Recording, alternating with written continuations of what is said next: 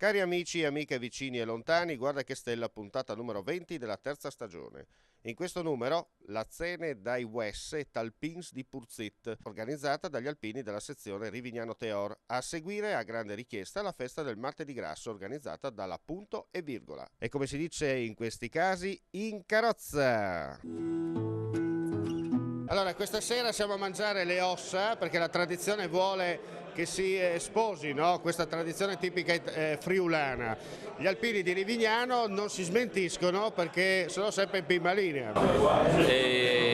Mi fa piacere avere tutte queste persone qui presenti per manifestare un po' il ritrovo tra di noi, per stare assieme, per convivere assieme tra i nostri giovani, i nostri vecchi non più vecchi, ma comunque che collaborano. Questa è una tradizione, quella dei Talpins, Forlan e Wes, che comunque si tramanda da diversi anni e vogliamo portarla avanti anche noi che siamo giovani, con tutti quelli che comunque ci danno una mano a contribuire, il comune compreso comunque. Senta, possiamo dire che è un po' un'anteprima di quello che sarà poi la dunata di maggio? Beh, la dunata di maggio sì, è un'anteprima, visto che manca ormai quasi, cosa manca? Un mese e mezzo più o meno, sì, a Pordenone quest'anno. Noi ci saremo, cercheremo di fare la nostra bella figura insieme alla banda musicale dello Stella, che comunque è sempre al nostro fianco, e faremo comunque una grande festa, quello è poco ma sicuro. E questa idea di creare questo museo all'interno della vostra sedeana? Allora niente, questa idea di creare questo museo è nata circa 4 anni fa assieme ai miei consiglieri del gruppo per lasciare un ricordo ai posteri, a chi verrà dopo di noi, così per lasciare la possibilità insomma di ricordare che ci sono i sacrifici di quanto i nostri avi passarono in quei terribili momenti delle due guerre. Anche perché non nasce per un caso, per noi sarà il prossimo anno, dunque dopo il 24 maggio nel 2015 sarà l'entrata ufficiale dei 100 anni dell'Italia nella prima guerra mondiale. Insomma, ricordare ai giovani che c'è stata una guerra, c'è gente che è morta per darci la libertà. E poi ricordiamo anche che la Grande Guerra ha avuto come teatro di esecuzione i nostri territori, praticamente. Quanti fucili avete a disposizione? Allora, noi abbiamo una quarantina di fucili fra automatici e semiautomatici, la maggior parte però sono riutilizzi della seconda guerra mondiale, in quanto l'Italia per la maggior parte ha usato fucili e munizionamento della Grande Guerra, in quanto l'Italia non aveva quelle grandi risorse come avevano altre nazioni da poter utilizzare, così riutilizzò tutti gli armamenti della Grande Guerra e qui abbiamo circa una quarantina di pezzi. E poi ci sono anche altri pezzi d'artiglieria e non solo, risalenti in particolare alla prima guerra mondiale. Abbiamo anche alcuni pezzi di artiglieria, proprio anche rinvenuti nelle nostre zone, come ad esempio dei 149, di cui abbiamo il deposito, l'ex deposito diciamo a Rivarotta, che venne fatto esplodere dagli italiani nel 1917, non lasciare al nemico eventuale munizionamento che poteva essere riutilizzato contro di loro. Quindi venne fatto saltare e queste munizioni si trovano ancora diciamo, nelle adiacenze del forte di Rivarotta, tra cui ne abbiamo anche un esemplare perforante dove si può notare là sopra.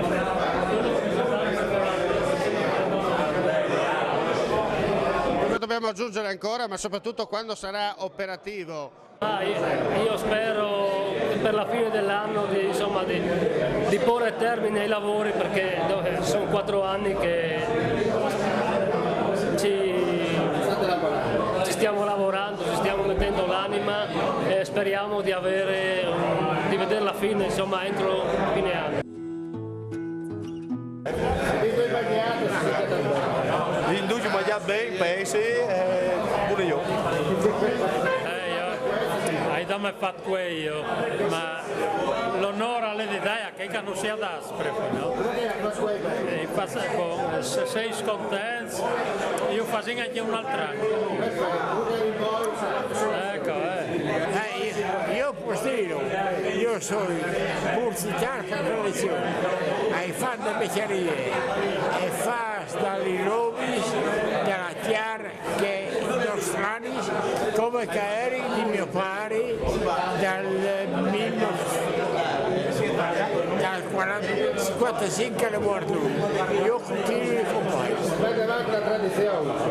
Pubblicitario per tradizione. A lei un salam che nessuno ci attingeva. Allora commissario, possiamo dire una bellissima serata, ancora una volta non si sbaglia da queste parti. Sì, beh certo, il gruppo degli alpini di Rivignano di Teo da più di 30 anni è in prima linea in tutto quello che riguarda l'attività sociale, cioè in questi anni ha restaurato chiese, ha pulito il fiume, ha costruito strade, ha fatto monumenti e ogni anno dovunque viene chiamato è disponibile a preparare da mangiare e poi fa anche cose come questa, cioè questa piacevolissima serata, questa cena passata insieme con tutti gli iscritti e i simpatizzanti del gruppo ed è un modo per stare insieme, perché stare insieme insomma è una cosa molto piacevole, mangiare bene e anche bere bene, è una cosa piacevole, è una personale piccola ricerca della felicità in fondo. Poi possiamo dire insomma è qualcosa di unico, tutto da vivere. Sì, è qualcosa di unico, come tutti i gruppi d'altra parte degli alpini, anche questo è una entità che ha qualcosa di unico, perché si creano dei rapporti di amicizia che tra l'altro fondati su dei valori. Io insomma ho fatto l'ufficiale nell'artiglieria da montagna, che è l'artiglieria degli alpini, e lì come tutti loro ho imparato dei valori e chi ha capito questi valori che si impara facendo il servizio militare negli alpini poi li mette in pratica nella vita e quindi sa che servendo gli altri ottiene qualcosa di grande anche per se stesso. Allora, ha mangiato bene? Benissimo, grazie. Secondo lei ottimo? Ottimo, bravissimi sempre gli alpini. Lei conferma? Confermo, tutto al massimo. Lei conferma che si mangia bene qua? Qua si mangia sicuramente bene e io vengo volentieri qua per quel motivo lì, per la compagnia, anche per la compagnia. Tante compagnie. No, del liquido non mi interessa perché me lo porto già presso. Ho confermato tutto quello che ha detto il mio collega e speriamo nell'avvenire di continuare come questa sera. Continuino queste belle feste, no? Sicuramente.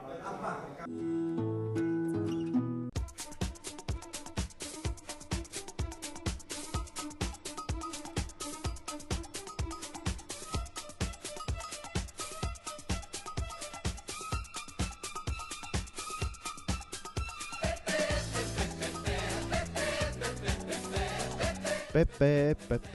E beh, cari amici, insomma, le feste quando iniziano contagiano anche i semplici cronisti di provincia, a cui il voyeurismo non si addice. Ma al di là delle battute tecnico-tattiche, come dicono i tecnici, scusate il gioco di parole, il carnevale di Rivignano e Teor è tutto unico nel suo genere. Perché? Perché si coinvolge dal grande al meno grande e anche al piccino. Insomma, le feste continuano e allora la settimana scorsa abbiamo presentato quello che era successo a Daris e a Rivignano con un altro gruppo.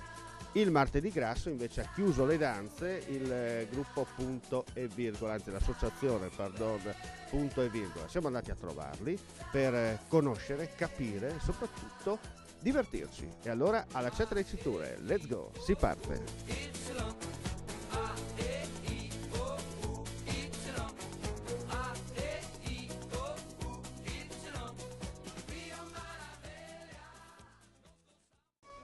Martina Ondorico, si va a chiudere il Carnevale 2014 a Rivignano, in particolare con l'associazione Punto e Virgola. i bambini, quelli piccoli e anche quelli grandi, sono già giunti sul posto di combattimento e dunque, come si dice in questi casi, let's go alle dance. Quest'anno insomma è il terzo anno che Punto e Virgola ripropone questa festa di fine carnevale, appunto sperando di far felici sicuramente i bimbi, ma anche le mamme e i papà. Infatti quest'anno avremo tanti premi anche per i genitori, quindi insomma Punto e Virgola ha cercato di fare un po' il massimo per fare contenti davvero tutti. Ecco, li vediamo tutti scatenati tra l'altro. Assolutamente sì, anche perché insomma direi che bisogna, assolutamente in questa festa un po' finale bisogna far così. Certo, poi c'è da sottolineare questo, no? Visti i tempi in particolare, bisogna, come si dice, sdrammatizzare, no? Abbiamo qualcuno... Futuri Paolini crescono, come si dice. Ringrazio appunto la parrocchia e nella persona di Don Paolo Brida, che da sempre ci sostiene, anche quest'oggi insomma ci ha messo a disposizione l'oratorio per questa festa. Inoltre ringraziamo insomma tutte le persone che ci stanno vicino, che con noi insomma ci aiutano a realizzare tutto questo, e un grandissimo ringraziamento ai commercianti di Rivignano che da sempre hanno un grande cuore e anche questa volta insomma hanno fatto il meglio per noi, per tutte le mamme, per tutti i papà qui presenti oggi. Quindi insomma Omar, vi invito a entrare a vedere questa festa Punto e Virgola. E intanto sta arrivando anche Don Paolo Brida, l'ho sentito da lontano, eccolo qua. Allora, il cowboy e l'indiano hanno accompagnato Don Paolo Brida, una bella festa innanzitutto, anche, diciamo così, Giove Pluvio ha deciso di stare un po' lontano. Finalmente, sarebbe ora, e occasioni per incontrarsi, no? Per far incontrare i bambini, e quindi sono belle occasioni, no?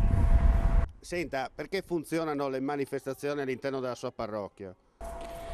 Perché ci sono bravi genitori, bravi collaboratori, e tutti hanno lo scopo proprio di far stare insieme tra di loro e soprattutto i bambini, e i bambini che respirano questo è chiaro che trovano un ambiente favorevole alla crescita. Possiamo dire, va molto di moda in questo periodo, no? Le larghe intese, voi le sapete applicare? Sì, cerchiamo, insomma, dopo si sa che dappertutto c'è il pro e il contro, ma insomma cerchiamo di andare avanti. Cosa dobbiamo aggiungere ancora? E dobbiamo aggiungere che ci vorrebbe anche in tutta la società appunto, no? Questa comunione di intenti, anche di proposte, no? Vedere il bene maggiore e vedere il bene comune, non quello privato, non quello del proprio orticello, non quello del proprio tornaconto, no? Quindi questi bambini da questo punto di vista sono un esempio insieme ai loro genitori. Allora, diciamo una cosa, l'associazione Punto e Virgola non è solo festa di carnevale, ma ci sono varie iniziative, no, in corso nel 2014. Assolutamente sì, adesso stiamo per esempio è iniziato un corso yoga per bambini da 6 a 10 anni, inizierà il prossimo mese un corso yoga per adulti, quindi diciamo che tocchiamo tutte le varie età della vita, e stiamo facendo comunque sempre lo Spazio 03 il mercoledì e il venerdì con una nuova maestra che è Giorgia, e per bambini anche con i genitori, quindi varie iniziative sia con i genitori che senza di loro, solamente con i bambini più piccoli, così come c'è di nuovo gioco motricità, che è sempre una cosa che noi facciamo per appunto il benessere psicofisico del bambino.